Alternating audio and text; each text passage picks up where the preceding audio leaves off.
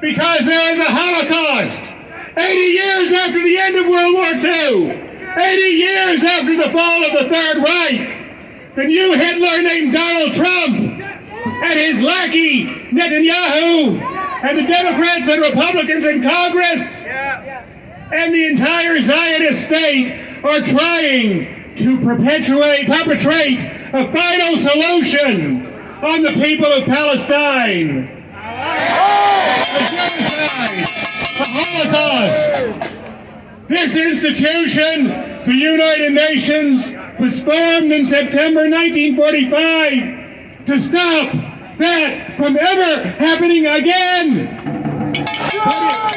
Instead, they are sitting idly by.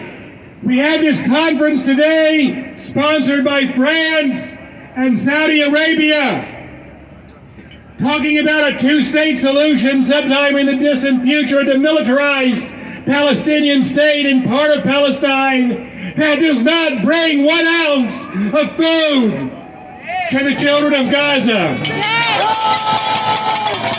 This conference does not even make any demands on the racist state of Israel. It is a diversion. It is a diversion. It is a ploy to give the Saudis and other puppet monarchies a pretext to recognize and, quote, normalize with the Zionist genocide state. That's all it is.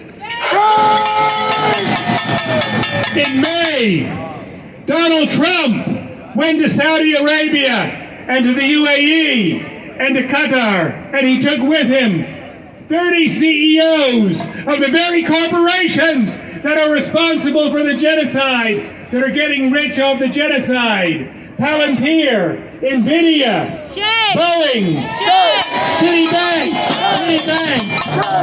Blackstone, BlackRock, and the Saudi Kingdom MDS. They promised these corporations $1 trillion in contracts. This is nothing but tribute to the U.S. military-industrial complex and to the Zionist state. They could end this genocide right now if they were to say, you let food in or we cancel our contracts. But no, they are on their knees, pouring money into the U.S. war machine and into U.S. treasuries. France says the Palestinian people must accept a two-state solution, a demilitarized state in part of Palestine. France had a two-state solution in World War II. The Nazis occupied most of it, and there was a Vichy regime in the rest of it. Would France have allowed the Nazis to keep occupying more than half of their country? No! Why should the Palestinian people have to accept a Nazi regime, because that's what Israel is, occupying most of their land? Doesn't France have a navy? Does France have an air force, an army, a merchant marine? Why can't they bring food to Gaza right now?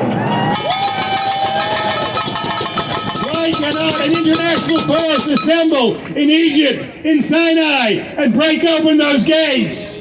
That is not only the right thing to do, it is their obligation under the UN Charter to stop genocide. Right now, poor people in Egypt are putting plastic bottles of lentils into the water in the hope they may reach Gaza. And the Zionist Navy, paid for by the United States, is sending out ships to intercept those plastic bottles of lentils. While they do not allow the people of Gaza even to set foot into their own ocean. And today we have a hero with us, Jacob Berger, the Handala, the second ship that was seized by the Israeli Navy, paid for by the United States, a U.S. citizen, like Chris Smalls, the labor organizer, a black labor organizer brutally beaten by the Israeli forces. And the U.S. government says nothing. They just keep sending money and arms to Israel, a plane every 15 hours. If the people of the world can do these things, why cannot governments and nations stand up? Why is it only Yemen and Iran who are standing up to the Zionist murder regime? And not just them, there's the Haag Group, Cuba, Venezuela, South Africa, Honduras, Senegal. There are only 12 countries that have made a pledge to put an arms embargo on the Zionist murder state. We say the whole world needs to join the Haag Group, and we need to be in the streets again and again and again. The bombs come from here, the arms come from here. And we've got to say, open up those damn gates, act now, stop the genocide.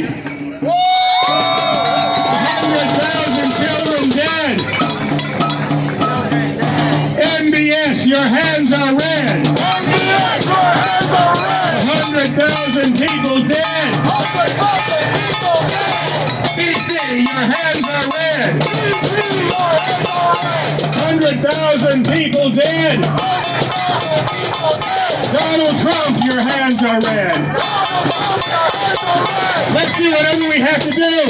Let's do whatever it takes to break those gates open and get aid to the people of Gaza.